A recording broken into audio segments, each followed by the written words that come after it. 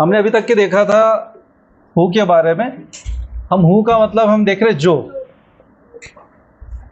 ये एक nominative case में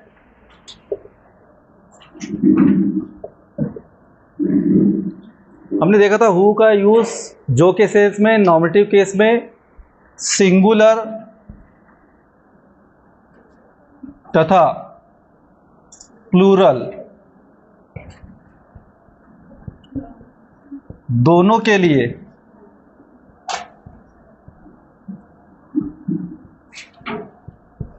करते हैं या किया जा सकता है। दोनों सिंगुलर तथा प्लूरल दोनों के लिए करते हैं। एग्जाम्पल हमने देखा था, आई know the man who came to meet my office yesterday। अब जो हम हु का यहाँ पर जो सेंस देख रहे हैं जो के लिए, I know the man who came to meet my office yesterday, है ना। आई नो द मैन, मैं उस आदमी को जानता हूँ जो कल मेरे ऑफिस में मुझसे मिलने आया। Came to meet my office, जो मेरे ऑफिस में मिलने आया था। कब? यस्टरडे। कैम समझ में आ रहा है कि पास्ट सिंपल की बात हो रही, तो था थे थी हम कह सकते हैं। नोट डाउन कर लीजिए। चलिए भाई नोट करिए।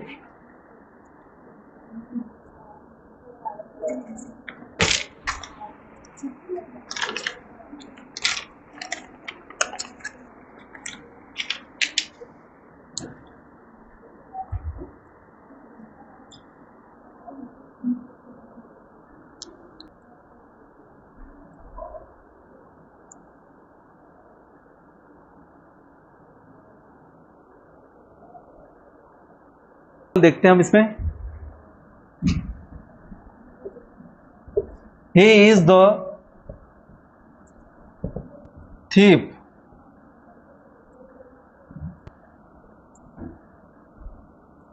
the red handed।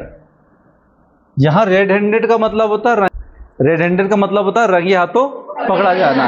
He is the thief, है ना। ही इज द thief, या वही चोर है, या वही चोर है जो रंगे हाथों पकड़ा गया था। Who was caught the red handed, जो रंगे हाथों पकड़ा गया था, ये वही चोर है। कई बार हम देखते हैं, कई लोग सोचते हैं who is he is a thief क्यों नहीं है। अभी आर्टिकल में हम देखेंगे ही इज अ थीप और ही इज द थीप में क्या अंतर है। जिसको हम पूर्व पहले से जानते हैं, पकड़ा गया है, जो पूर्व जिसकी चर्चा हो चुकी है, चर्चा क्या हो चुकी है, जो पकड़ा गया रेड हैंडेड, उसके सामने हम क्या लगाते हैं, आर्टिकल द। हम आर्टिकल में देखेंगे वो चीज़। चलिए नोट करें इसको।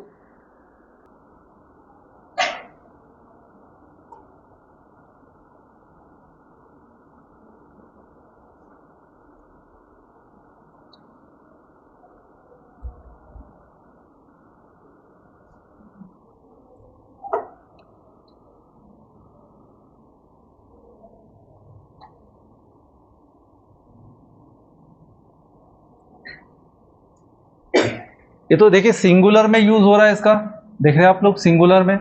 अब हम एक प्लूरल में देखें इसका, है ना। ये मिटा दिया जाए।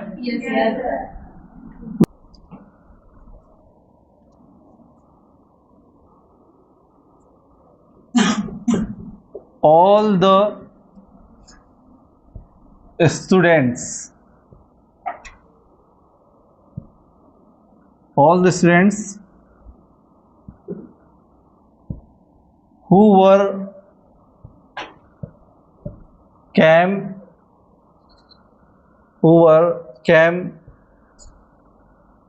here, sorry, who were happy। देखिए all the students who came here, सभी विद्यार्थी जो यहाँ आए थे कैसे थे? हैप्पी थे। वर हैप्पी, खुशहाल थे, खुश थे। लिख लीजिए, all the student who came here were happy.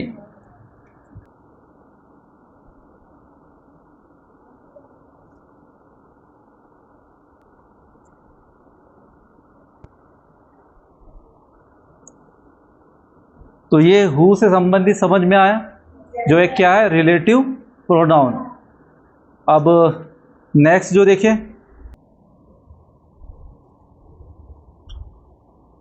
Next pronoun है, आप शान शान क्यों भैया बोलते रहे। नेक्स्ट जो प्रोनाउन है हुज है, सॉरी होम है, होम। होम लिखिए, होम के बारे में, इसके बारे में थोड़ा लिखिए।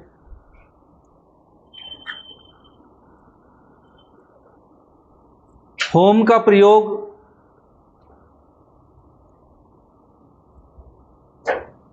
केवल व्यक्तियों के लिए, होम का प्रयोग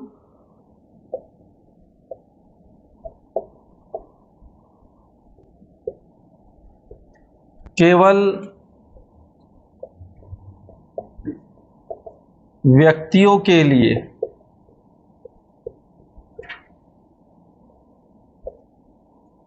सिंगुलर तथा प्लूरल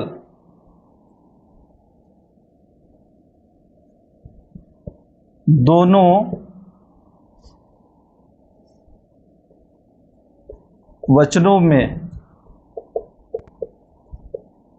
किया जाता है। होम का प्रयोग केवल व्यक्तियों के लिए सिंगुलर तथा प्लूरल दोनों वचनों में किया जाता है। देखेंगे एग्जाम्पल हम लोग, जिसे या जिसको भी कह देते हैं। होम का मतलब क्या होता? जिसे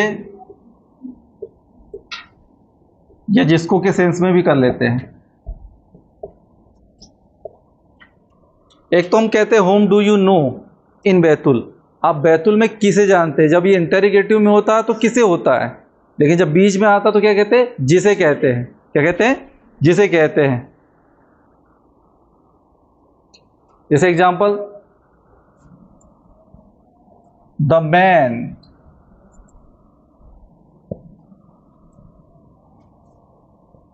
whom I met yesterday.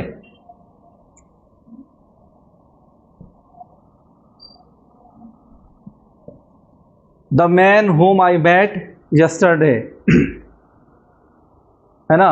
The man whom I met yesterday, कल मैं जिससे मिला था, वो मैन या वो आदमी है। The man whom I met yesterday मतलब कह सकते हैं the man whom I met, जिस व्यक्ति से मिला था, जिसे मैं कल मिला था, ये वही व्यक्ति अब कह सकते हैं।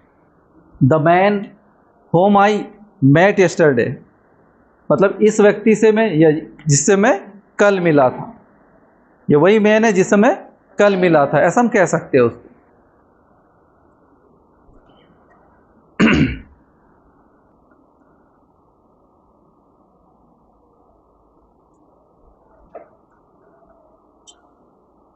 देखिए दूसरा example, the boy whom I gave the book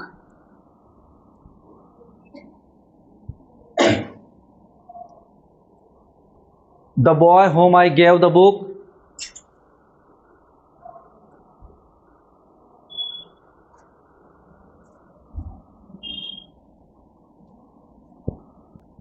देखिए क्या कह रहे हैं, the boy whom I gave the book I met today, ये वही लड़का है जिसे मैंने किताब दी, जिससे आज मैं मिला। I met today I gave the book the boy whom, the boy whom जिस लड़के को मैंने किताब दी थी, I gave the book I met today मुझसे आज मिला। लिख लीजिए इसको भी, जिससे भी कह सकते हो, जिसको भी कह सकते हो। जिसे, जिसको, जिससे, एक ही वर्ड है।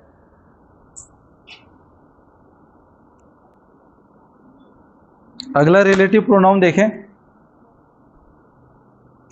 अगला रिलेटिव प्रोनाउन है विच।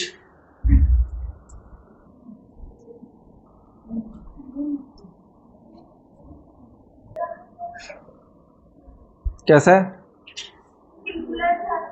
हाँ, सिंगुलर प्लूरल। सिंगुलर प्लूरल ये है कि अगर हम प्लूरल में बात कर रहे हैं, अब इसको ऐसा कर ले, इसको प्लूरल ऐसा कर सकते हैं। देखिए प्लूरल, देखे मैन, ये कर लिया। सिंगुलर प्लूरल का मतलब है कि सिंगुलर के साथ भी यूज हो जा रहा है, प्लूरल के साथ भी। द मैन हु, है ना, we were met yesterday came to meet my home। क्या हुआ? प्लूरल हो गया। The man who whom we were met, मतलब व्यक्ति जिससे हम मिले थे कल, है ना। Came to meet my home, जो मुझसे मिलने मेरे घर आया। कह सकते हैं the man whom we were met, जिस व्यक्ति से हम मिले थे, है ना, यस्टरडे, कल मिले थे। केम टू मीट, वो मिलने आया मेरे घर। ऐसा कर दो, प्लूरल हो गया।